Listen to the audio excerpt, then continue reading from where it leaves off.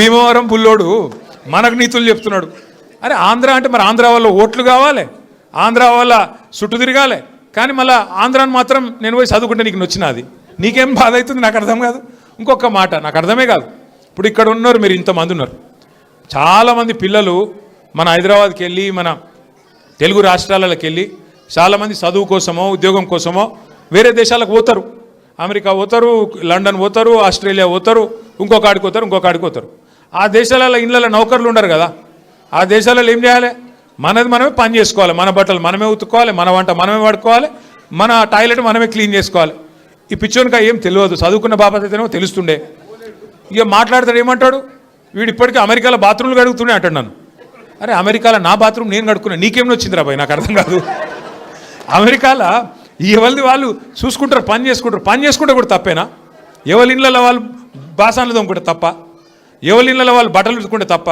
అంటే మరి మా ఆడపిల్లలు మీరందరూ ఉన్నారు, ఇంటి పని అంతా మీరే చేస్తారు, మరి ఇంటి పని మొత్తం మీరు చేస్తారు తప్ప అది? అట్లా మేము కూడా చదువుకున్నప్పుడు అమెరికాలో ఇంట్లో ఎవడుంటాడు మరి? ఎవరి పనాలు చేసుకోవాలి, ఎవరి గిన్నెలాలు దోముకోవాలి, ఎవరి బట్టలాలు ఉతుక్కోవాలి, ఎవరి టాయిలెటాలు క్లీన్ చేసుకోవాలి, తప్పేమున్నది అలా? దాన్ని పట్టుకొని టాయిలెట్లు క్లీన్ చేసేటోడు నీ లెక్క సంచులు మోయలే, నీ లెక్క దొంగ పనులు అయితే నేను చేయలే.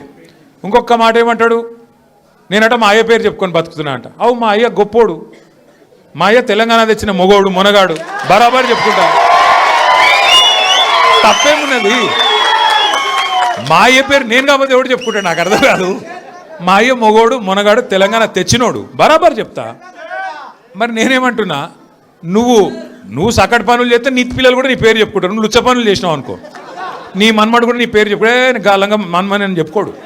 మంచి పనులు చేయి, నీ పేరు కూడా చెప్పుకుంటారు. నీలాగా దొంగలకు సద్దులు కట్టుడు, బ్యాగులు మోసుడు, వాళ్ళ సంకల్ నాకుడు, ఢిల్లీకి పేమెంట్ కోటాలో పైసలు చచ్చుడు, గవి మాతో కావు.